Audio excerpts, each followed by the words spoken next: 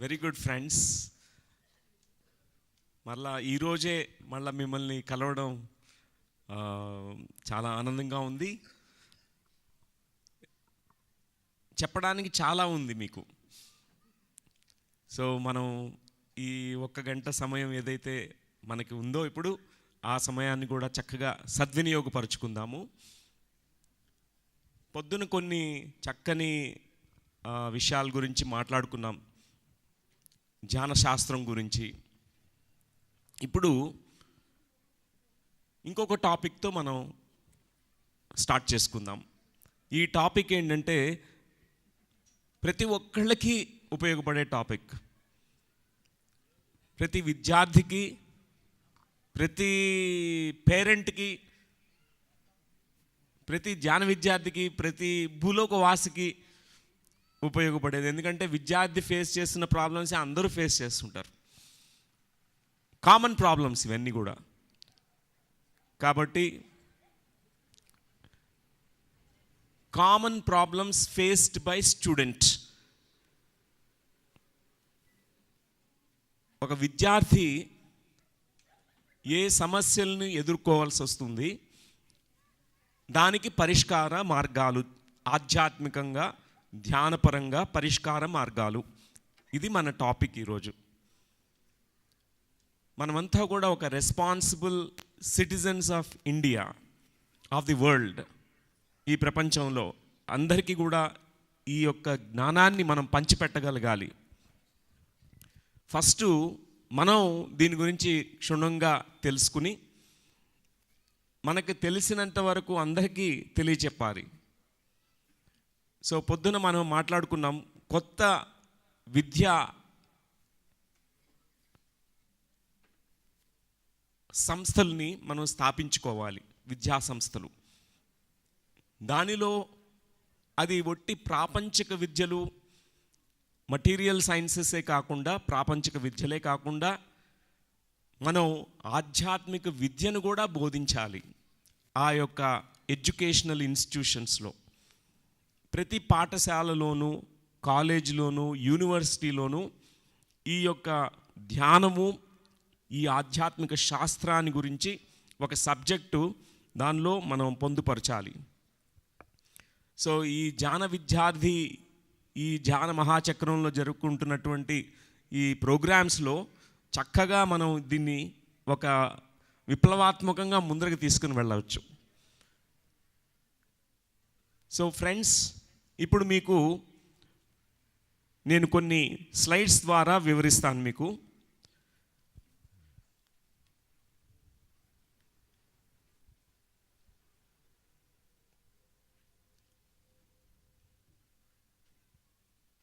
విద్యార్థులు ఎదుర్కొనే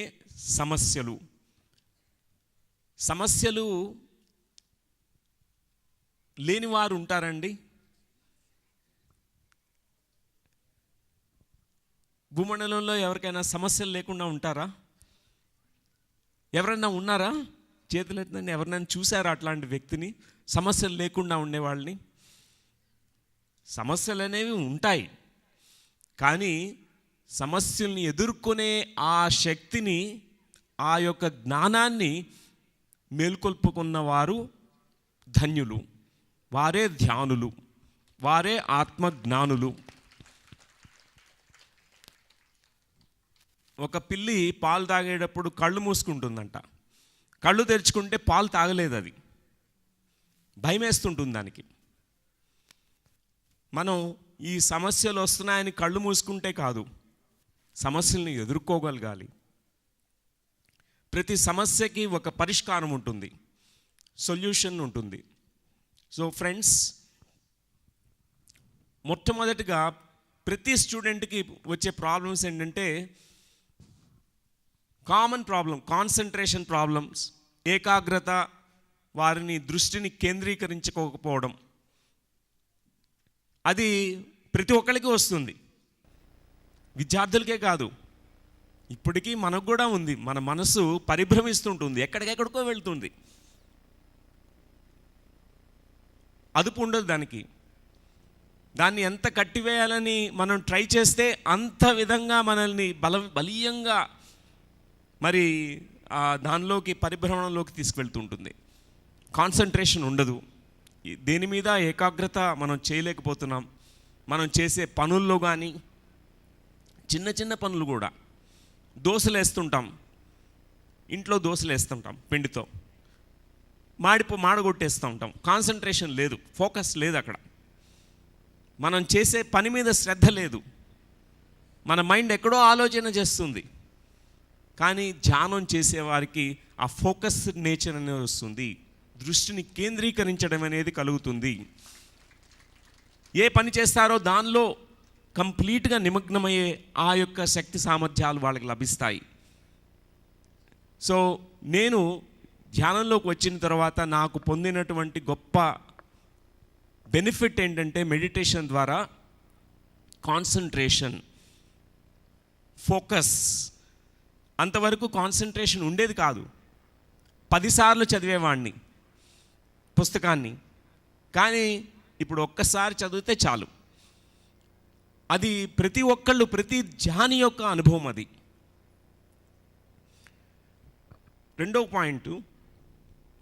రెండో సమస్య మెమరీ పవర్, జ్ఞాపక శక్తి కోల్పోవడం. మనందరికీ ఎంతో జ్ఞాపక శక్తి ఉందండి, అమోఘమైనటువంటి జ్ఞాపక శక్తి. ఇక్కడ న్యూరోనల్ సెల్స్ బిలియన్స్ ఉన్నాయి, బిలియన్ సెల్స్, కణాలు, న్యూరోనల్ సెల్స్. ఈ మెదడు కణాలు బిలియన్స్ ఉన్నాయి, కానీ దానిలో ఒక 10% మాత్రమే ఉపయోగించుకుంటున్నాం. 90% మెదడు కణాలు అసలు చేసుకోం. అవి మనం ఉపయోగించుకోకపోయినప్పుడు నిరుపయోగంగా ఉండిపోతాయి. Use it or you lose it. If you don't use it, you will lose it. కొన్ని కండరాలు మనం ఉపయోగించలేదు, ఎప్పుడూ ఇంట్లోనే కూర్చుని ఉంటాము. ఏమవుతుందంటే మన కండరాలు ఉపయోగం కోల్పోతాయి. తర్వాత నడవాలంటే కాళ్ళు నొప్పులు వస్తాయి. మీరు ట్రైనింగ్ ఇచ్చుకోండి, ఆ కండరాలకి చక్కగా నడవగలుగుతారు. అదేవిధంగా మన మెదడులోని కణాలు కూడా, మన జ్ఞాపక శక్తి ధ్యానం చేస్తున్నప్పుడు చాలా వేల రెట్లు పెరుగుతుంది. ప్రతి ఒక్కటి చక్కగా పరిశీలనగా చూసి, ఎరుకతో మనం గమనించి దాన్ని మనం స్టోర్ చేసుకుంటాం. ఆ జ్ఞాపక శక్తి చాలా పెరుగుతుంది. ఆ జ్ఞాపక శక్తి గురించి కొంత చెప్తాను మీకు. ఎంతవరకు మీకు మీ చిన్ననాటి రోజులు గుర్తున్నాయి? మీకు 3 సంవత్సరాల వయస్సులో జరిగిన జ్ఞాపకాలు గుర్తున్నాయా మీకు? ఎంతవరకు గుర్తున్నాయి? ఎంతమంది వరకు గుర్తున్నాయి? చేతులెత్తండి. కొంతమంది, ఒక 20-30 మంది చేతులెత్తారు ఇక్కడ. 1 సంవత్సరం అప్పుడు, 1 సంవత్సరం మీ వయస్సు 1 సంవత్సరం ఉన్నప్పుడు ఎంతమందికి మీ బర్త్డే, ఫస్ట్ బర్త్డే మీరు సెలబ్రేట్ చేసుకున్నప్పుడు ఎంతవరకు గుర్తుంది? ఎంతవరకు మీకు మీ తల్లి గర్భస్థితిలో మీకు ఉన్నప్పుడు ఆ జ్ఞాపక శక్తి కూడా మీకు ఉంది? ఎవరో కొంతమంది ధ్యానులు, ఒకళ్ళు ఇద్దరు. మరి ఎంతవరకు మీ పూర్వజన్మలు గుర్తున్నాయి? ఆ జ్ఞాపక శక్తి ఎంత ఉంది? అది కూడా ధ్యానం చేస్తే మనకు వస్తుందండి. అంత జ్ఞాపక శక్తి ఉంది. ఎన్నో జన్మల ఆ సంస్కారాలు కానీ, ఆ యొక్క నాలెడ్జ్ బ్యాంక్, డేటా బ్యాంక్ అంతా యాక్టివేట్ అవుతుంది. నేను ఈ జన్మలో తెలుసుకున్న విషయాలు చాలా తక్కువ, నా పూర్వజన్మలో నేను తెలుసుకున్న విషయాలు చాలా ఎక్కువ. నేను ఎప్పుడైతే ధ్యానం చేశానో, నా యొక్క బౌద్ధ భిక్షువుడు ఉన్న జన్మలో ఉన్నటువంటి ఆ జ్ఞానం అంతా నాకు ఇక్కడ జాయిన్ అయింది, ఇక్కడ యాక్టివేట్ అయింది. కాబట్టి ప్రతి ఒక్కరిలో కూడా అంతర్గతంగా ఎన్నో జన్మలలో మీరు సాధించిన ఆ జ్ఞానం అనేది ఎప్పుడూ నిక్షిప్తంగానే ఉంటుంది. కానీ ఆ మెమరీ పవర్ అనేది మనం దాన్ని యాక్టివేట్ చేసుకోకపోతే అన్యూజ్డ్గా ఉండిపోతుంది, నిరుపయోగంగా ఉండిపోతుంది. ధ్యానం చేసుకునే వారికి ఈ మెదడులో కణాలన్నీ బాగా ఉత్తేజితం అయ్యి ఏదైనా గుర్తుంచుకోగలిగే, ఏదైనా జ్ఞాపకం ఉంచుకోగలిగే శక్తి సామర్థ్యాలు వస్తాయండి. ప్రతి స్టూడెంట్కి కావాలి ఈ విషయం, జ్ఞాపక శక్తి కావాలి. తర్వాత స్పష్టత లేకపోవడం, మానసిక అస్పష్టత మరియు గందరగోళం. మనసు ఎప్పుడూ కన్ఫ్యూజన్లో ఉంటుంది, గందరగోళం, ఒక ట్రాఫిక్ లాగా ఉంటుంది మనసు. ఏ డైరెక్షన్లో వెళ్ళాలో తెలీదు, ఏం చేయాలో తెలీదు. స్టూడెంట్స్ ఇప్పుడు ఈ రోజుల్లో చూస్తుంటే వారికి ఎంత ఈ గందరగోళమైనటువంటి మనస్సు ఉంటుందంటే వారికి తెలియదు, అస్పష్టత. ఆ అస్పష్టతలో వాళ్ళు ఏ నిర్ణయాలు తీసుకుంటారో వారికే తెలియదు. నేను ఒక పెద్ద ఎగ్జాంపుల్. నాకు ఆ టైంలో ధ్యానం తెలియదు, 17 సంవత్సరాల మునుపు. అప్పుడు నా జీవితాన్ని దుర్భరం చేసేసుకున్నా, పిచ్చి పిచ్చి నిర్ణయాలన్నీ తీసుకుని, చెడు వ్యసనాలకు బానిసై. అవి అవసరమా? ధ్యానం తెలిస్తే వాటిలో వాటి వెళ్ళేవాడిని కాదు.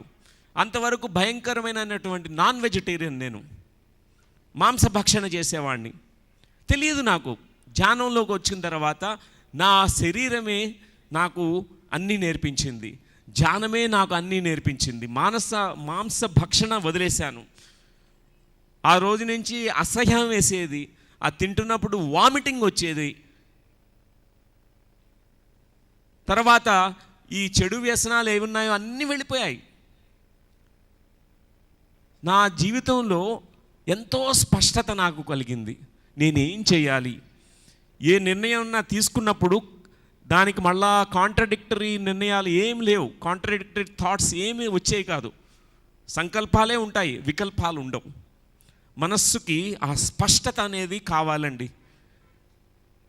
ఎంతమంది మనస్సు ఆ స్పష్టత మీకు కలిగింది? చాలామంది ధ్యానులు ఉన్నారు, వారు చేతులెత్తండి. ధ్యానం చేసే వాళ్ళందరికీ వస్తుంది ఆ స్పష్టత, ఆ క్లారిటీ వస్తుంది. ధ్యానం చేయకపోతే మనకు ఆ స్పష్టత ఉండదు. స్టూడెంట్స్కి స్పష్టత కావాలి. వారు ఏ డైరెక్షన్లో వెళ్తున్నారు, ఏం చేయాలి, ఏం చేయబోతున్నారు భవిష్యత్తులో, ఇవన్నీ కావాలి వాళ్ళకి. దాని తర్వాత ఒత్తిడి, స్ట్రెస్. ప్రతి విద్యార్థి, ప్రతి ఒక్కరికి స్ట్రెస్ ఉంది. ఒక్కళ్ళకే కాదు, ప్రతి ఒక్కళ్ళకి ఉంటుంది స్ట్రెస్. విద్యార్థికి అయితే ఆ చిన్న దశలో, చిన్న ప్రాయంలో, చిన్న వయస్సులో ఉన్న వారికి మరింత ప్రెషర్ ఉంటుంది. ఎందుకంటే ఈ మోడర్న్ టైమ్స్లో అయితే వాళ్ళ మీద లేనిపోని అంతా ప్రెషర్స్ పెట్టేస్తారు. పేరెంట్స్ ఇంత పెద్ద పెద్ద అన్ని, ఇది చదవాలి, ఇన్ని మార్క్స్ రావాలి, నువ్వు ఇది కావాలి, ఫోర్స్ చేయడము. టీచర్స్ కూడా అంతే. ప్రతి కాలేజీలో స్టూడెంట్స్కి ఎంత ప్రెషరో. ఈ మార్క్స్ గురించి ప్రెషరు, ఈ కంపారిజన్స్ ఉంటాయి. మీ అన్న బాగా చదువుతాడు, నువ్వు చదవు, నువ్వు మందబుద్ధివి. ఆ యొక్క చిన్న వయసులో ఉన్న ఆ స్టూడెంటు మనస్సు ఏ విధంగా ఫీల్ అవుతుంది? చాలా స్ట్రెస్ఫుల్గా ఫీల్ అవుతుంది. Stress is the biggest enemy for a student.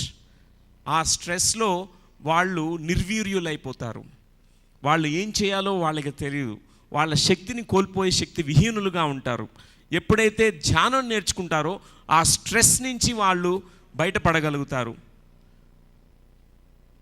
Stress అనేది ఉంటుంది, కానీ ధ్యానం చేసినప్పుడు మనల్ని స్ట్రెస్ని ఎట్లా డీల్ చేయాలో మనకు తెలుస్తుంది. ఆ స్ట్రెస్ మన నుంచి వెళ్ళిపోతుంది.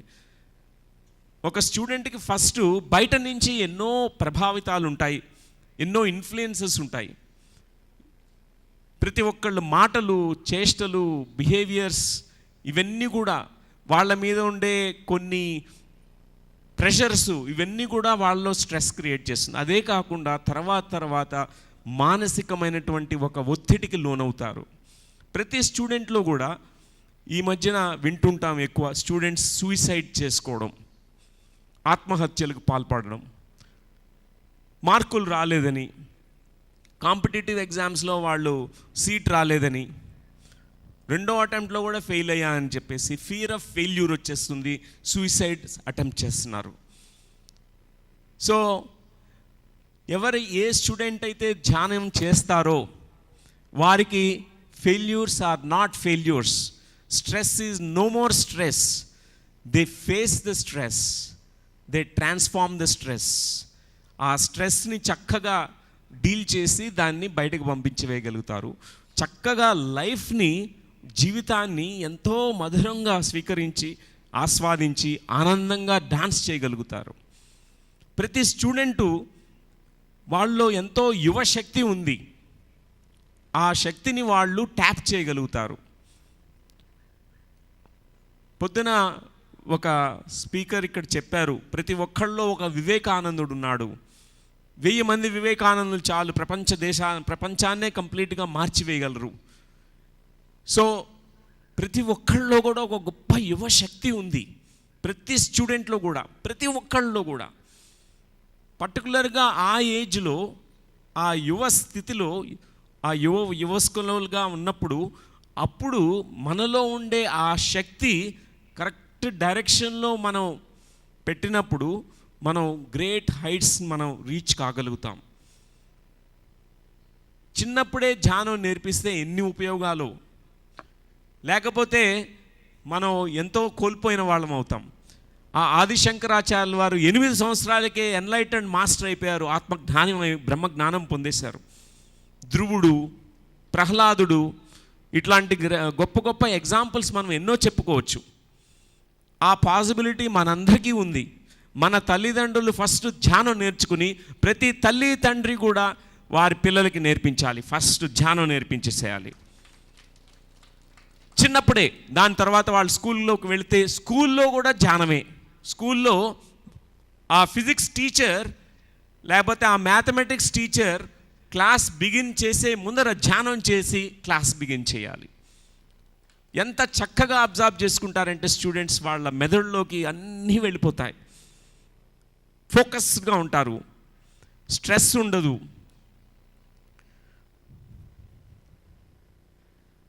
ఎన్నో భయాలు, ప్రతి స్టూడెంట్కి ఎన్నో భయాలు ఉన్నాయి. ఈ భయము ఒక భూతం లాంటిది. మన భూతత్వంలో ఇంకా చూసి పెనుభూతం చేసేస్తాం, పెద్ద భూతం చేసేస్తాం. ఎన్నో రకరకాల భయాలు ప్రతి మనిషికి ఉంటాయండి. భయాలన్నీ కూడా అజ్ఞానం నుంచి పుడతాయి. ఒక తాడును చూసి పామని భ్రమిస్తుంటాం. మనం ఏదైతే భయపడతామో అది చాలా చిన్నది, కానీ మనం ఈ యొక్క లెన్స్లో చూసి అది చాలా పెనుభూతంగా చేసేస్తాం, పెద్ద భూతంలాగా భావిస్తుంటాం. ఒక ఇల్యూజన్ క్రియేట్ అవుతుంది మనలో. కాబట్టి ఎవరైతే ధ్యానం చేస్తారో ఈ భయాల నుంచి చక్కగా దూరంగా వెళ్ళిపోవచ్చు. భయాన్ని నుంచి అభయ స్థితికి, నిర్భయ స్థితికి రాగలుగుతారు. ఎన్నో మానసికమైనటువంటి ఈ బ్లాక్స్, ఎమోషనల్ బ్లాక్స్, భావావేశపరమైనటువంటి అడ్డంకులు, ఒడిదుడుకులు ఎన్నో ఉంటాయి ప్రతి మనిషిలో కూడా. విద్యార్థులకైతే ఎన్నో ఉంటాయి.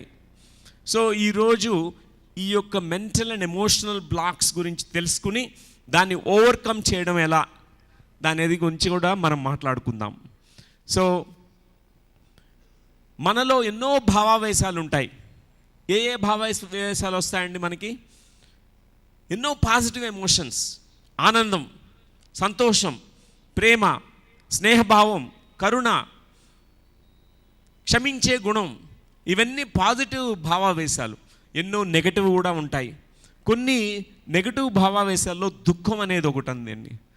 ఈ దుఃఖం మనలో కలిగినప్పుడు ఆ దుఃఖం కానీ మనం కానీ సప్రెస్ చేసామనుకోండి, ఆ దుఃఖాన్ని మనం అర్థం చేసుకోలేక ఏం చేస్తామంటే మనల్ని మనం బిజీ చేసేసుకుంటాం.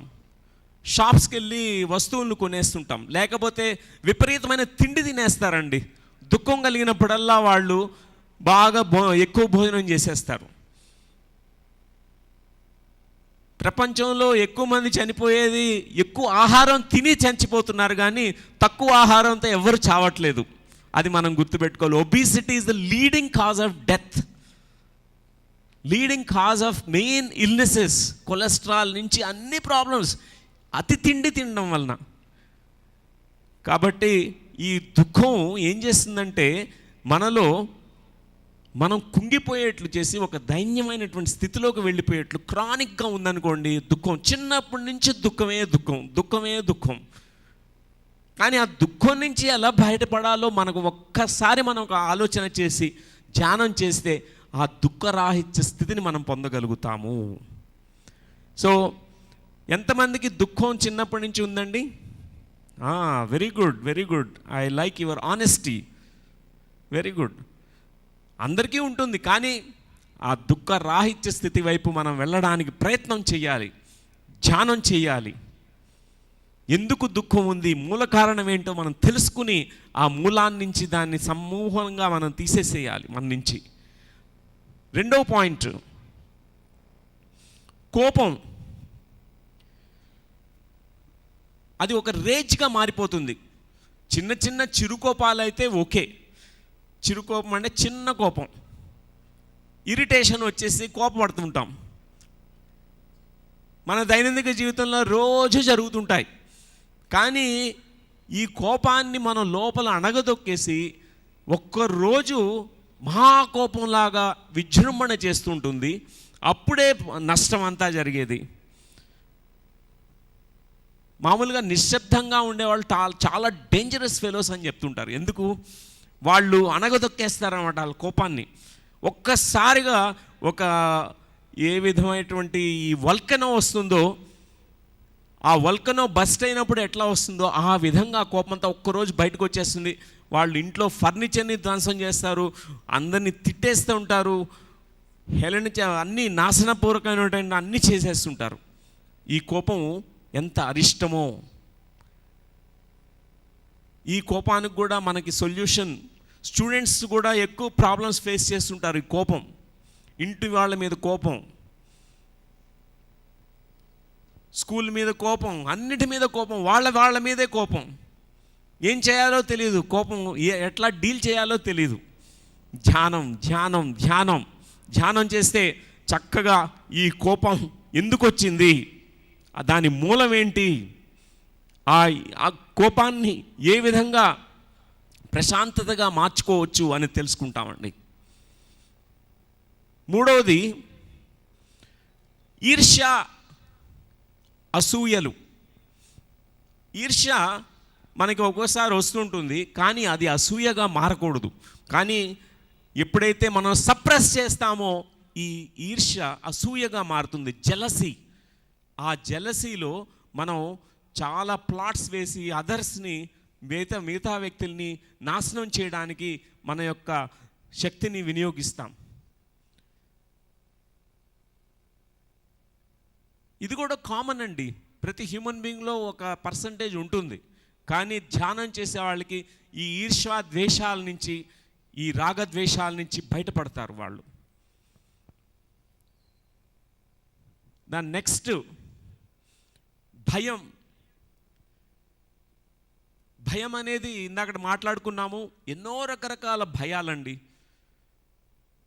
చిన్న భయాల నుంచి పెద్ద భయాల వరకు. ఇంట్లో పెళ్ళామంటే భయం, మొగుడంటే భయం, పిల్లలంటే భయం, పెద్దవాళ్ళంటే భయం, ఆఫీసర్స్ అంటే భయం, లైఫ్ అంటే భయం, చావు అంటే భయం, బుద్ధింకులంటే భయం, ఈ బల్లులంటే భయం, ఆ యొక్క జంతువులంటే భయం, కుక్కలంటే భయం. మనిషికి ఈ మనసున్నంత వరకు అన్ని భయాలన్నీ వెంటాడుతుంటాయి. ఎవరైతే ధ్యానం చేస్తారో వారు చక్కగా జ్ఞానం తీసుకుని ఆ భయం నుంచి విముక్తులు కాగలరు. ఈ భయం ఎప్పుడైతే మనం సప్రెస్ చేస్తామో అది భీతి కింద మారిపోతుంది. పానిక్ అటాక్స్ అనేవి కింద వస్తాయి, మనకి ఫోబియాల కింద మారిపోతాయి అవన్నీ. నెక్స్ట్ ప్రేమ అనేది కూడా అతి సహజమైనటువంటి భావావేశం. అందరిలో ప్రేమతత్వం అనేది ఒక చక్కని భావావేశం. కానీ నేను ఎక్స్ప్రెస్ చేయలేదనుకోండి ఆ ప్రేమని, అది కాస్త పొసెసివ్నెస్గా మారిపోతుంది. ప్రేమ ఎక్కడుందో అటాచ్మెంట్ కూడా వాళ్ళు మరీ ఫియర్గా ఉండి అటాచ్మెంట్ పెంచుకున్నప్పుడు వాళ్ళ పొసెసివ్నెస్ అనేది వస్తుంది. అంటే స్వంతం చేసేసుకోవడం. అప్పుడు ఏమవుతుందంటే, ఇప్పుడు భర్త భార్య మీద ప్రేమ ఉంది, ఆ భార్య ఓల్డ్ అయ్యే కొద్దీ భర్తకి బాధ వేస్తుంది, దుఃఖం వచ్చేస్తుంటుంది, భయం వేస్తుంటుంది. ఓ నా భార్య చనిపోయే టైం వచ్చేస్తుంది, ఆమె ముసలిదైపోయింది, పళ్ళు ఊడిపోతున్నాయి, జుట్టు నెరిసిపోయింది, భయం వచ్చేస్తుంది. ఒరే ఆవిడ్ని కోల్పోతే ఎట్లా, నేను ఎలా జీవిస్తాను, భయం వచ్చేస్తుంది. మనం ఏదైతే విపరీతంగా ప్రేమ పెంచేసుకుని అటాచ్మెంట్తో, రాగంతో, దాంతో ఉంటామో అప్పుడు భయం కలుగుతుంది. అప్పుడు మనలో పొసెసివ్నెస్ వచ్చేస్తుందండి. పొసెసివ్నెస్ ఇప్పుడు స్టూడెంట్స్ చూస్తుంటాం, అది possessiveness. Girlfriends, boyfriends, వాళ్ళకి ఏం చేస్తున్నారో వాళ్ళకే తెలీదు. ఇన్ఫాచ్యుయేషన్స్ ఉంటాయి వాళ్ళకి, ఎన్నో రకరకాల వ్యసనాలకి లోనైపోతుంటారు, వాళ్ళ ప్రెషస్ టైంని లూజ్ అయిపోతుంటారు. సో ఈ ప్రేమ అనే దాని గురించి కూడా ఆ అంశాన్ని చక్కగా మనం అర్థం చేసుకోగలగాలి. ప్రతి ఒక్కళ్ళకి ఇంపార్టెంట్ టాపిక్ ఇది.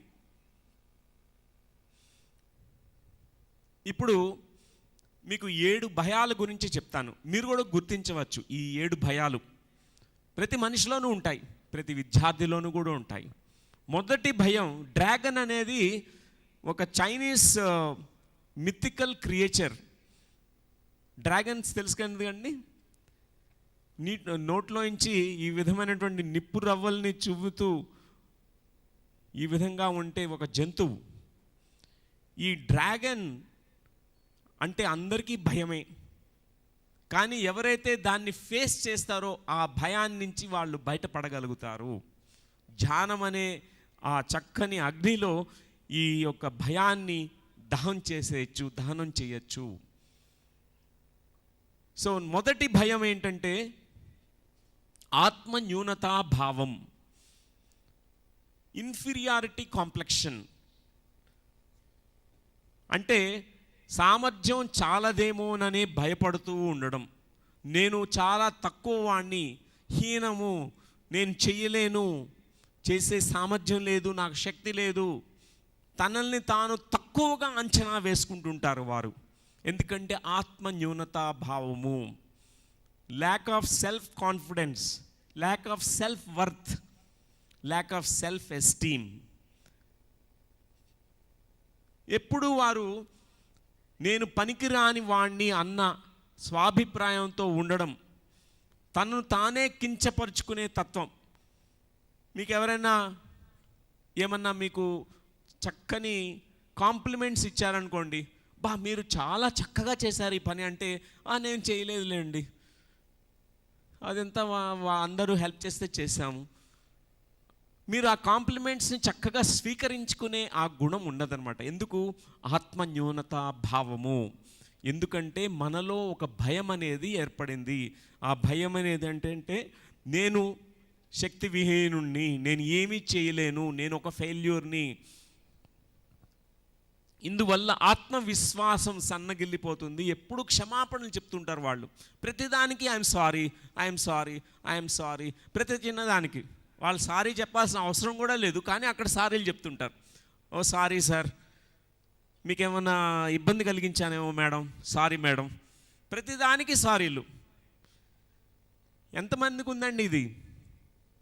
ఆత్మ న్యూనతా భావం. Very good madam, very good. స్టూడెంట్స్లో చాలా వరకు ఉంటుంది, వాళ్ళకి ఇన్ఫీరియారిటీ కాంప్లెక్షన్ ఉంటుంది. నాకంటే వేరే స్టూడెంట్స్ బాగా చదువుతున్నారు, నేను మందమతిని, నేను చక్కగా గుర్తుపెట్టుకోలేను, ఒక ఇన్ఫీరియారిటీ కాంప్లెక్షన్లోకి వెళ్తారు. అదొక పెద్ద బ్లాక్ అండి. ఆ తర్వాత ఏమవుతుందంటే అది పెద్ద బ్లాక్ కింద వచ్చేస్తుంది, ఇంకా పెద్దదైపోతుంది.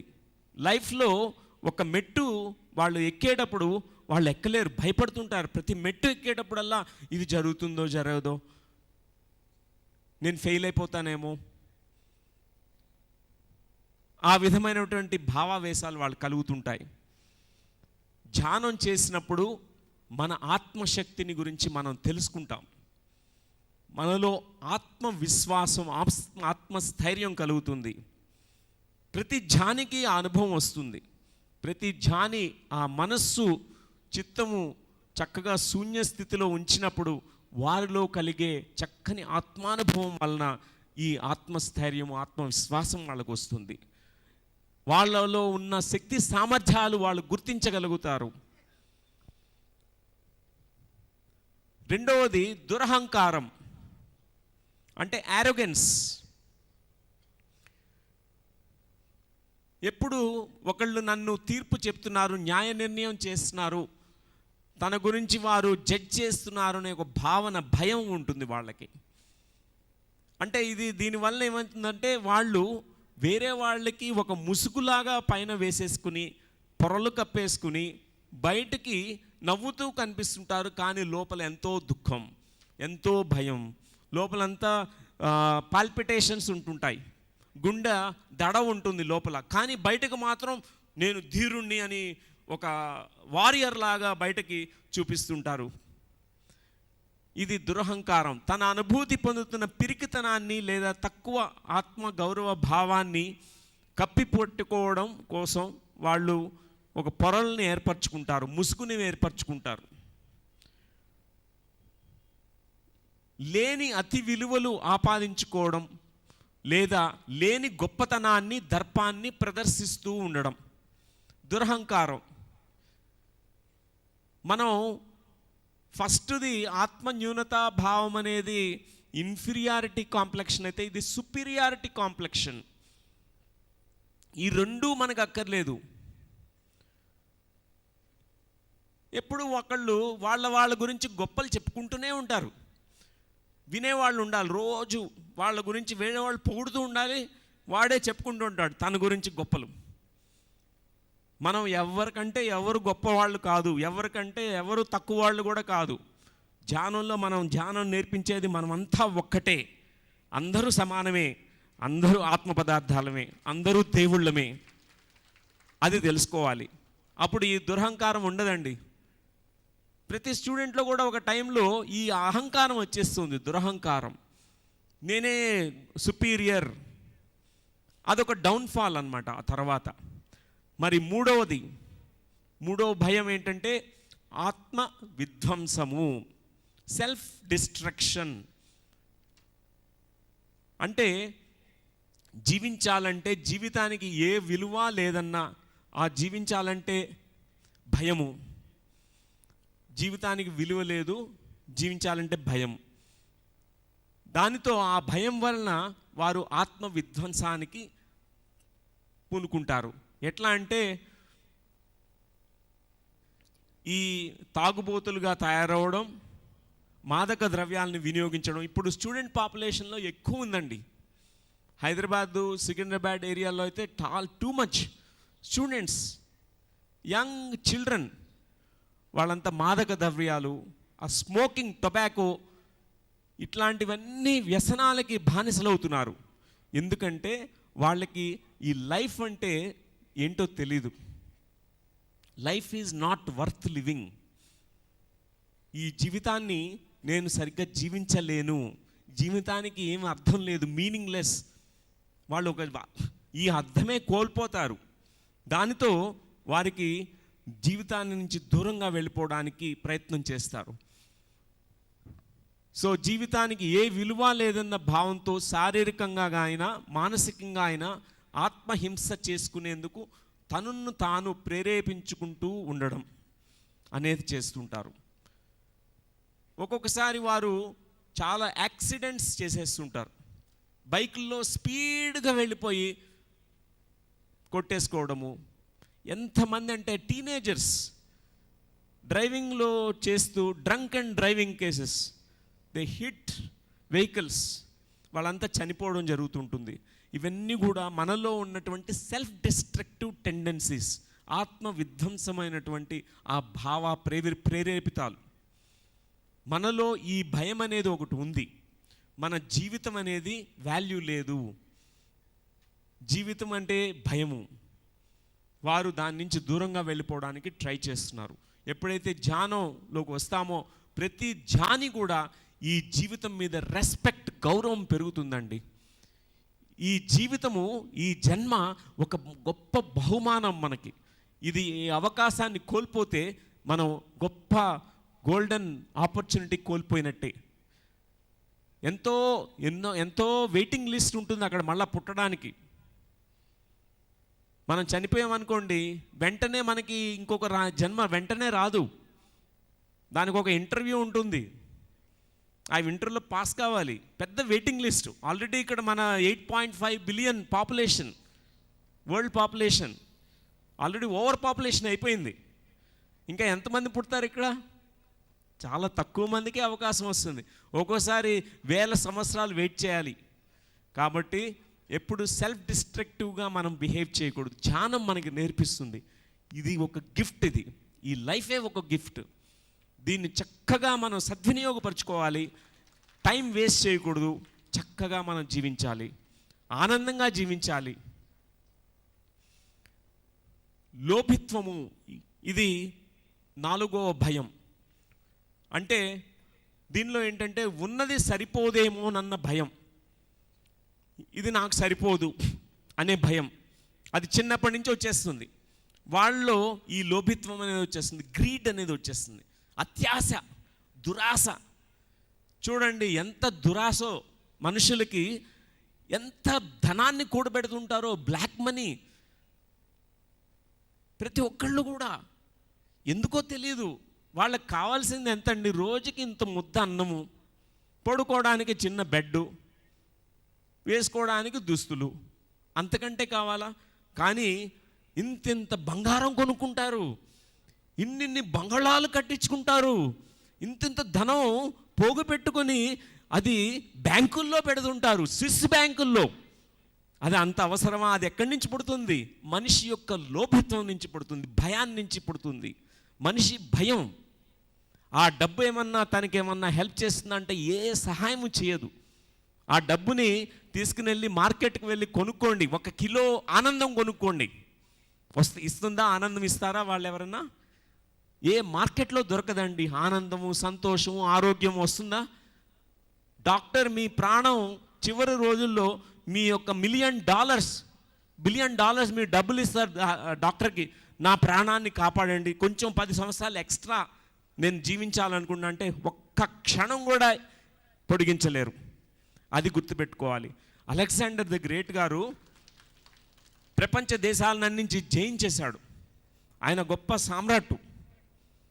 కానీ ఆయన వెళ్ళే సమయంలో ఒక సన్నివేశం జరిగింది. ఆయనకి అనారోగ్యం వచ్చింది. ఆ అనారోగ్యంతో పడుకునున్నాడు. 1 వారం అయిపోయింది. తనకేమో వాళ్ళ తల్లి దగ్గరికి వెళ్ళి తల్లిది చూడాలని ఉంది. కానీ ఇంక ప్రయాణం చేసే ఆ యొక్క ఆరోగ్యం లేదు. ఇంకా తన అవసాన లాస్ట్ డేస్కి వచ్చేసాడు. ఇంకా ఆ టైంలో తన యొక్క మంత్రులందరినీ పిలిచి ఒకటి చెప్పాడు ఒక విషయం. నేను చనిపోవడం అయితే గ్యారంటీ 2-3 రోజుల్లో, కానీ మీరు ఈ కొన్ని 2 విషయాలు చేసి పెట్టండి నాకు. ఒకటేంటంటే, ఏ బంగారం అయితే మనం కొల్లగొట్టి అన్ని దేశాల్లో దాచుకున్నామో ఆ బంగారాన్ని అంతా కూడా రోడ్డు మీద నేను వెళ్ళే ఆ రోడ్డు మీద అంతా పరచండి. ఆ తర్వాత ఏ శవపేటికలో నా శవాన్ని పెట్టి మీరు మోసుకెళ్తారో చక్కగా ఆ శవపేటికలో నా శవాన్ని పెట్టి నా చేతులు 2 కూడా శవపేటిక బయట నా చేతులు కనిపించాలి అందరికీ అని చెప్పాడనమాట. మినిస్టర్స్ అందరూ కూడా అడిగారు, అలెగ్జాండర్ గారు ఎందుకు అట్లా విపరీతమైనటువంటి ఇట్లాంటి విచిత్రమైనటువంటి కోరికలు కోరుతున్నారు? అడిగితే ఆయన చెప్పిన విషయం ఏంటంటే, ఈ బంగారం ఎందుకు పనికిరాదు, ఇది కాలి గోటికి కాలి ధూళికి కూడా పనికిరాదు. నేను చనిపోతున్నాను, కానీ ఈ బంగారం నన్ను సేవ్ చేయలేకపోతుంది. నాకు ఆనందం గురించి తెలియదు, నేనెవరినో నాకు తెలీదు, నేను ప్రపంచాన్నే జయించి ఉండవచ్చు, కానీ నా అంతర్ ప్రపంచం గురించి నాకు ఏమీ తెలియదు, 0 మార్కులు నాకు అని చెప్పారు. ఎందుకంటే ఆయన ఒక డయోజీన్స్ అనే ఒక చక్కని ఒక మాస్టర్ని కలిశారు. ఆ మాస్టర్ని కలిసి ఆయనతో ఉన్నప్పుడు ఆ మాస్టర్ని అడిగారు. ఆ మాస్టర్కి ఏంటంటే ఏమి డ్రెస్ కూడా లేదు, లంగోటా కట్టుకున్నాడు, బెగ్గింగ్ బౌల్ ఉంది ఆయన చేతిలో, కానీ డ్యాన్స్ చేస్తున్నాడు, హ్యాపీగా ఉన్నాడు. ఏమీ లేదు కానీ అంత ఆనందము. ఈయనకు అన్నీ ఉన్నాయి, గోల్డ్ ఉంది, సామ్రాజ్యాలన్నీ ఉన్నాయి, కంట్రీస్ అన్నీ దోచేశాడు, అంతా ఉంది, కానీ ఆనందం లేదు. ఆ మాస్టర్ని అడిగాడు, నువ్వెందుకు ఆనందంగా ఉండగలుగుతున్నావు? What is the secret? దాని రహస్యం ఏంటో చెప్పు అన్నాడు. ఆయన చెప్పాడు, నువ్వు ప్రపంచాన్ని అంతా జయించావు, నేను నా అంతర ప్రపంచాన్ని జయించాను అని చెప్పాడు అనమాట. ధ్యానులు అంతర ప్రపంచంలో సామ్రాట్లు. మీరు మహారాజులు అవుతారు మీ అంతర సామ్రాజ్యంలో. ఈ లోభిత్వం అనేది ఇక్కడి నుంచే పుడుతుందండి. ఇది నాకు సరిపోదేమో, ఉన్నదాంతో తృప్తి ఉండదు, ప్రతి ఒక్కటి అసంతృప్తి, ప్రతి చిన్నదానికి అసంతృప్తే. ఎందుకండి మనం ఏ ధనాన్ని ఏం చేసుకుంటాము? ఏమి చేసుకోం. రోజు ధ్యానం చేయండి. సో వారికి ఎంత తిన్నా ఇంకా ఆశే, ఎంత ఉన్నా ఆశే, ప్రతి ఒక్కటి ఆశే, నిరాశ, దురాశ, ఇంకా ఇంకా కావాలి, ఇంకా కావాలి, ఇంకా కావాలి. Where is the end? ఆ కోరికలు గుర్రాలు లాంటివి అని చెప్పి మనం పోలుస్తుంటాం, అది ఎప్పటికీ తీరవు. డాక్టర్ లక్ష్మి గారికి ఒక మంచి స్టోరీ చెప్తారు, కోరికలు గుర్రాలు లాంటివని.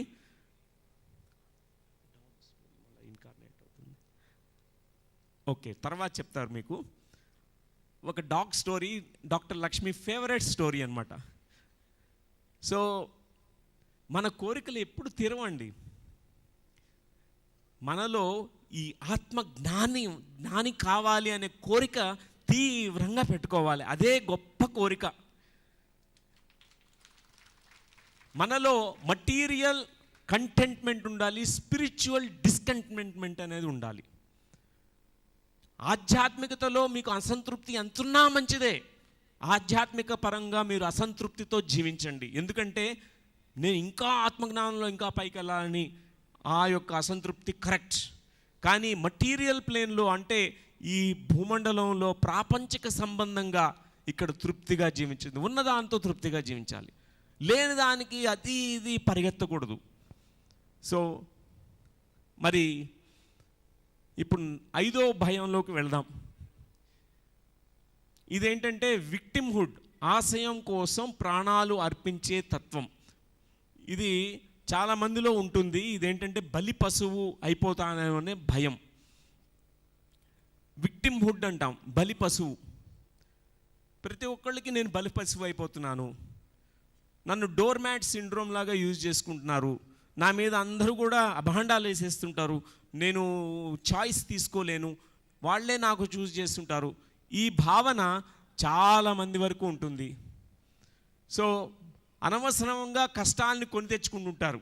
ఈ భయం ఉందనుకోండి, నేను బలి పశువుని. వారు ఏం చేస్తారంటే లేనిపోని కష్టాలన్నీ తెచ్చుకుంటారు. దాని తర్వాత వాళ్ళు కష్టాల్లో ఇరుక్కుని పోయి మిగతా వాళ్ళని బాధిస్తుంటారు. మీరు కష్టాల్లో ఉంటే మీ ఫ్యామిలీ మెంబర్స్, కుటుంబ వ్యక్తులంతా సుఖంగా ఉంటారండి, వాళ్ళు కూడా బాధపడుతుంటారు. సో పరిస్థితులకు, కొందరు మనుషులకు బందీని అయిపోయి ఉన్నానన్న భావంతో ఉండడం, ఇది కూడా ఒక భయం. కానీ ఎవరు ఎవరికి బందీలు కారు, మనమంతా కూడా గొప్ప స్వేచ్ఛాజీవులం. ప్రతి ధ్యాని ఆ విషయం తెలుసుకుంటారు. ఎంత చక్కగా స్వేచ్ఛతో, స్వయ ఇచ్ఛతో, చాయిసెస్, నిర్ణయాలు తీసుకుంటూ చక్కగా వారు జీవించగలుగుతారు. ధ్యానంలో మనం తెలుసుకునే ఒక గొప్ప విషయం ఏంటంటే, నా వాస్తవాన్ని నేను సృష్టించుకుంటాను, నేను కొత్త జీవితాన్ని నేను మలుచుకుంటాను అని ప్రతి ధ్యాని నిర్ణయం తీసుకుని కొత్తగా జీవితాన్ని ప్రారంభిస్తాడండి. అంతవరకు ఉన్నటువంటి దుర్భరమైన జీవితాన్ని కంప్లీట్గా మార్పు చెందించుకుంటుంటాడు. 6వ భయం ఏంటంటే టైమ్ ఈజ్ నాట్ దేర్, అంటే అసహనం. అంటే టైం అనేది, సమయం సరిపోదామోనన్న భయపడుతూ ఉండడం.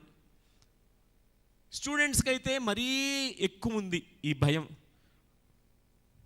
యూనిట్ టెస్ట్లు ఉంటాయి, ఎగ్జామినేషన్స్ ఉంటాయి, వాళ్ళు అవి పాస్ కావాలి, వాళ్ళకి ఆ టైం సరిపోదు. నాకు టైం సరిపోవట్లేదు చదువుకోవడానికి, నాకు టైం సరిపోవట్లేదు. ఆ తర్వాత ఈ భయము మనం పెద్ద అయిన తర్వాత కూడా పాకుతుంది. ఓ టైం లేదండి, టైం లేదు. ప్రతి ఒక్కళ్ళు ఇప్పుడైతే మరి ప్రతి ఒక్కళ్ళు మాట్లాడుతుంటారు, టైం లేదండి. 24 గంటలు కాకుండా 48 గంటలు ఉంటే ఎంత బాగుంటుందో, దేవుడు 48 గంటలు పెట్టేస్తే ఎంత బాగుంటుందో అనుకుంటుంటాం. ఎందుకంటే ఆ టైము అనే ఒక భయం, టైం లేదన్న భయం. ధ్యానికి చాలా టైం ఉంటుంది. ఎందుకంటే ధ్యానంలో మనం వెళ్ళినప్పుడు ఒక 3 గంటలు కూడా ఒక్క నిమిషంలాగా అనిపిస్తుంది. ఒక్క నిమిషాన్ని ఒక ఎటర్నిటీగా కూడా ఒక ధ్యాని చూడగలడు. ఒక 10 నిమిషాలని కూడా దాన్ని స్ట్రెచ్ చేయగలుగుతారు ధ్యానులు. అందుకే వాళ్ళు చదివినప్పుడు కానీ ఆ 10 నిమిషాల్లో మనం ఒక 3 గంటల్లో చదివే విషయాల్ని ఒక 10 నిమిషాల్లో కూడా మనం గ్రాస్ప్ చేసుకోగలిగే ఆ శక్తి సామర్థ్యం ధ్యానంలోనే మనకు వస్తుంది. సో ఇప్పుడు లోకంలో అందరినీ చూస్తుంటే అందరికీ సహనం అనేది కోల్పోయారండి జనాలు. ఎప్పుడు కూడా ప్రతి ఒక్కటి రన్నింగ్ రేస్. చక్కగా ఎక్కడైనా కూర్చుని నింపాదిగా, స్టిల్గా, మౌనంగా, హాయిగా, ప్రశాంతంగా, ఏమీ టెన్షన్ లేకుండా ఆ సహనం కోల్పోయారు. ఎక్కడికెక్కడో పరిగెడుతుంటారు. ఎక్కడ చూసినా క్యూలు, పెద్ద క్యూలు ఉంటాయి. ఆ క్యూస్లో అందరూ ఇంపేషెంటే. సినిమా హాల్స్లోకి వెళ్తున్నా కూడా అక్కడే క్యూలు, పెద్ద క్యూలు ఉంటాయి. అక్కడ కూడా ప్రతి ఒక్కరు అసహనమే. ఆ ఎయిర్పోర్ట్స్లో పెద్ద క్యూలు, అక్కడ అసహనమే. మనం రోడ్డు మీద వెళ్తుంటాం, నడుస్తుంటాం, అక్కడ కూడా అసహనమే. మనలో ఈ అసహనం అనే ఒక భూతం, ఒక భయం మనల్ని వెంటాడుతుందండి. ధ్యానం చేసిన వాళ్ళకి ప్రతి ఒక్కటి సహనమే, ఎంతో సహనం వస్తుంది. ఈ టైంని చక్కగా సద్వినియోగపరుచుకుంటారు. తర్వాత 7వది, మార్పుకు భయపడుతూ ఉండడం. దానివలన వాళ్ళు మంకు పట్టి ధోరణి అనేది డెవలప్ చేసుకుంటారు, స్టబ్బర్న్గా అయిపోతారు. మార్పు అనేది అతి సహజం. అది ఒక్క సత్యం ఏంటంటే ఈ భూమండలంలో, ఈ విశ్వంలో ప్రతి ఒక్కటూ మార్పుని చెందుతూ ఉంటుంది. మార్పు చెందనేది ఒకటి ఉంటుంది, అదే మీ ఆత్మ పదార్థం. మిగతా అన్నీ మార్పు చెందుతాయి. ప్రకృతి అంతా మారిపోతుంటుంది. సమ్మర్ వింటర్ అయిపోతుంది, వర్షాకాలం తర్వాత మళ్ళీ వేసవికాలం వస్తుంది. ఈ మార్పులు అతి సహజం. పుట్టిన ప్రతి ఒక్కడు ముసలివాడైపోతాడు, ఒకరోజు చచ్చిపోతాడు. ఈ అతి సహజమైనటువంటి మార్పుని మనం స్వీకరించలేకపోతున్నాం. ఎందుకంటే మనలో మార్పు అనే భయం. ధ్యానం చేసిన వారికి మార్పు అనే భయం లేదండి. ప్రతి మార్పుని చక్కగా వెల్కమ్ చేస్తారు, ఆహ్వానిస్తారు. మార్పు ద్వారానే మనలో పెద్ద మార్పు వస్తుంది. మార్పు ద్వారానే మనం చక్కని పాఠాలు, చక్కని పరిణామక్రమంలో ముందుకి మనం వెళ్ళగలుగుతాము. ఈ విషయం గుర్తుపెట్టుకోవాలి. ధ్యానం చేసినప్పుడు బుద్ధుడు గమనించినటువంటి ఒక విషయం ఏంటంటే, తన ఆత్మానుభవాల ద్వారా ప్రతి ఒక్కటి మార్పు చెందుతూ ఉంటుంది. ఈ నదిలో ఒక ప్రవాహం లాంటి నదీ ప్రవాహంలో మనం తొక్కిన ఒక అడుగు, అక్కడ నీరు అక్కడే ఉండదు, మళ్ళీ మారుతూ ఉంటుంది, అది వెళ్ళిపోతూ ఉంటుంది. ప్రతి ఒక్కటి మార్పే. మార్పు మార్పు మార్పు మార్పు. ఈ మార్పుని ఎవరైతే అంగీకరిస్తారో, చక్కగా స్వీకరించగలుగుతారో, వారిని ఇట్లాంటివి ఏవి ఒడిదొడుకులు అంటవు. సో పొద్దున మనం అనుకున్నాము, ప్రతి స్టూడెంట్ కూడా వారి యొక్క లెఫ్ట్ బ్రెయినే కాకుండా రైట్ బ్రెయిన్ కూడా చక్కగా వారు ట్రైనింగ్ ఇచ్చుకోగలగాలి. ప్రతి ఒక్కరు కూడా. ఇప్పుడైతే మనమంతా రొటీన్స్కి అలవాటు పడిపోయాం. ప్రతి ఒక్కటి రొటీన్గానే. క్రియేటివ్ లైఫ్ అనేది మర్చిపోయాం. క్రియేటివిటీ అనేది మన రైట్ బ్రెయిన్ నుంచి వస్తుంది. చిన్నప్పటి నుంచే ఈ క్రియేటివిటీని చక్కగా పేరెంట్సు, టీచర్సు ప్రోత్సహించాలి. క్రియేటివిటీ అంటే సృజనాత్మకత. చక్కగా పెయింటింగ్ గీయడము, నృత్యాలు చేయడము, పాటలు పాడడం, పోయట్రీ రాయడం, ఈ విధమైనటువంటి చక్కని సృజనాత్మకమైనటువంటి ఈ పనులని చేయడం, దీన్నే క్రియేటివిటీ అంటారు. ఆ క్రియేటివిటీ అనేది ఈ రైట్ బ్రెయిన్ నుంచి మనకి కలుగుతుంది. మనకి ఆ ఇంటెలిజెన్స్ అనేది పోయిందండి. క్రియేటివ్ ఇంటెలిజెన్స్ ప్రతి ఒక్కటి ఒకే కోణంలో చూస్తుంటాం. ఎవరైతే ఈ సంపూర్ణమైనటువంటి ఈ రెండు cerebral hemispheres, left brain right బ్రెయిన్ని ఈక్వల్గా చక్కగా వినియోగించుకుంటారో వారిలో ఈ సమగ్రంగా ఈ యొక్క సమతుల్యంలో ఇవి యాక్ట్ చేస్తుంటాయి. వాళ్ళు బ్యాలెన్స్డ్గా చక్కగా జీవించగలుగుతారు, క్రియేటివ్గా జీవించగలుగుతారు. ప్రతి ఝాని, ప్రతి స్టూడెంటు ఈరోజు ఒక విషయం నేర్చుకోవాలండి. అదేంటంటే break all the routines. Break all the routines. No routines. Routines అంటే బోరడం అని గుర్తుపెట్టుకోండి. రొటీన్గా చేసి రోజు లేచి ఇడ్లీ తింటూ ఉండండి. 100 సంవత్సరాలు జీవిస్తున్నాము, రోజు ఇడ్లీనే తినండి, ఎంత బోర్ కొడుతుందండి. సో మనం ఏం చేయాలి? క్రియేటివిటీ అంటే ఈరోజు ఇడ్లీలో ఈ వేరుశనగ పచ్చడే కాకుండా రెండో రోజు కొంచెం కొత్తిమీర దానిలో వేసి చేసుకుందాం. ఇడ్లీలు కొంచెం షేప్ మార్చి చేసుకుందాం. క్రియేటివ్గా, ఎంతో క్రియేటివ్గా మనం జీవించగలదు. ఆ విషయం ధ్యానంలో మనకి తెలుస్తుంది. మన right brain mode of living very important. ప్రతి ధ్యాని ఈ రైట్ బ్రెయిన్ యాక్టివేట్ చేసుకున్న తర్వాత వారిలో ఎంతో ఇంటెలిజెన్స్ బయటికి రాగలుగుతుంది. ఎన్నో లేని క్రియేషన్స్ మనం చేయగలుగుతాం, ఎందుకంటే ఆ క్రియేటివ్ బ్రెయిన్ వలన.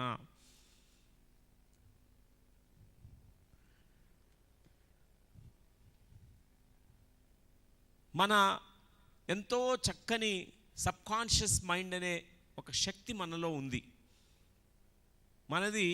మనకు తెలిసినటువంటి ఈ మనసు, పైన పొర మనస్సు మాత్రమే మనం వినియోగించుకుంటాం. కానీ ఈ సబ్కాన్షియస్ మైండ్ అనేది అచేతన మనస్సు. అచేతనంగా లోపలగా ఉండే ఈ మానసిక శక్తిని మనం వినియోగించుకోలేకపోతున్నాం. దీన్నే ఈ మానసిక శక్తిని చక్కగా వినియోగించుకోవడం అనేది ధ్యానంలో మనకి సిద్ధించుకుంటాము. ప్రతి విద్యార్థి కూడా ఈ సబ్కాన్షియస్ మైండ్ పవర్ని వినియోగించుకోవచ్చు. ఏ విధంగా అంటే, కొంతమంది విద్యార్థులకి నెగటివ్ థాట్స్ వస్తుంటాయి. ఆ నెగటివ్ థాట్స్ని పాజిటివ్ థాట్స్గా కన్వర్ట్ చేసుకోవడం, ఈ యొక్క సబ్కాన్షియస్ మైండ్లో కొత్త థాట్స్ని వాళ్ళు విత్తనాలు నాటినట్టుగా నాటడం చేసినప్పుడు దీన్నే అఫర్మేషన్స్ అని అంటాము.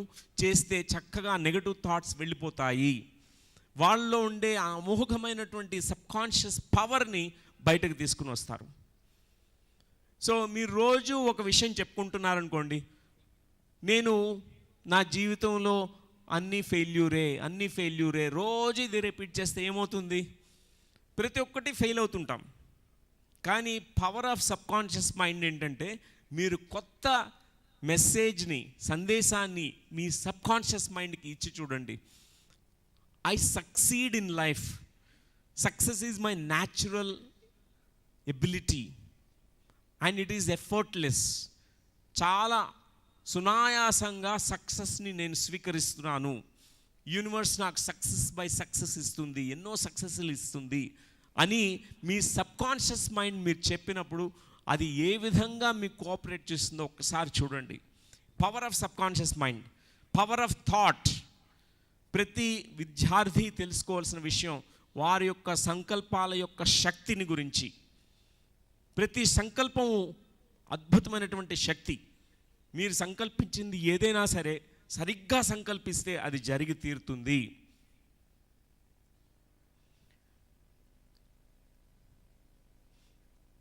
మెడిటేషన్లో ధ్యానం చేసినప్పుడు ఎన్నో చక్కని మార్పులు మన బ్రెయిన్లో ఇవి జరగడం వలన ఎంతో చక్కని మనకి బెనిఫిట్స్ మనం పొందుతాం. ఒకటి హెల్త్ బెనిఫిట్స్ అండి. ప్రతి స్టూడెంట్కి కావాల్సింది health, peace of mind and memory power, concentration, focus nature, ఇవన్నీ కాన్ఫిడెన్స్, ఇవన్నీ కావాలి. ఈ మార్పులన్నీ ధ్యానం ద్వారా వాళ్ళకి లభిస్తాయి. ఎంతో చక్కగా ఈ న్యూరో సైన్స్ అనే ఈ బ్రాంచ్ ఆఫ్ మెడికల్ సైన్స్ ద్వారా చాలా చక్కని రీసెర్చ్ చేశారు. మెడిటేషన్లో ఏమేం మార్పులు వస్తున్నాయని. చక్కని మార్పులు సంభవిస్తాయి. ఒక రికమెండేషన్స్ నేను చేస్తాను, ప్రతి స్టూడెంటు ఫాలో కావాల్సినటువంటివి. నెంబర్ 1, మెడిటేషన్, ధ్యానం ధ్యానం ధ్యానం ధ్యానం ధ్యానం ధ్యానం ధ్యానం. రోజు ధ్యానం, ప్రతిరోజు ప్రతి స్టూడెంటు ధ్యానం చేయాలి. వాళ్ళకి ఎంత వయసు ఉందో అన్ని నిమిషాలు కూర్చోవాలి. అది స్టూడెంట్సే కాదు, ప్రతి ఒక్కళ్ళు ధ్యానం చేయాలి, ప్రతి ఒక్కళ్ళు కూడా. Number 2, music, dance, painting,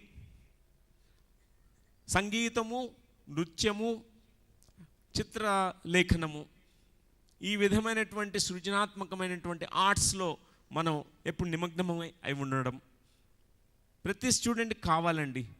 it relieves the stress, it activates our creativity. ప్రతి స్టూడెంట్ కూడా 3వ పాయింట్, లాంగ్వేజెస్. ఎన్నో లాంగ్వేజెస్ నేర్చుకోవాలి. పొద్దున డాక్టర్ లక్ష్మి గారు ఈ పాయింట్ చెప్పారు. మళ్ళా నేను నొక్కి వక్కాణించి మరీ చెప్తున్నాను మీ అందరికీ కూడా, ప్రతి ఒక్కళ్ళు కూడా ఎన్నో లాంగ్వేజెస్ నేర్చుకోవాలి, ఎన్నో భాషలు నేర్చుకోవాలి. చైనీస్ భాష నేర్చుకోండి, జాపనీస్ భాష నేర్చుకోండి. మన తెలుగు మాతృభాష అమోఘం. ఆ తల్లి భాషలోనే మనం సంభాషించుకుంటాం. కానీ మిగతా భాషల్ని మనం నేర్చుకున్నప్పుడు మన యొక్క బ్రెయిన్ కెపాసిటీ ఎక్స్పాండ్ అవుతుంది. నేను చైనీస్ లాంగ్వేజ్ నేర్చుకున్నాను అనుకోండి, ఇప్పుడు చైనీస్ కల్చర్, చైనీస్ విజ్డమ్, ఆ చైనీస్ మాస్టర్స్ 3500 సంవత్సరాల క్రితం లావో త్సు చెప్పిన టీచింగ్స్ అన్నీ కూడా నేను తీసుకోగలను. Learn new languages.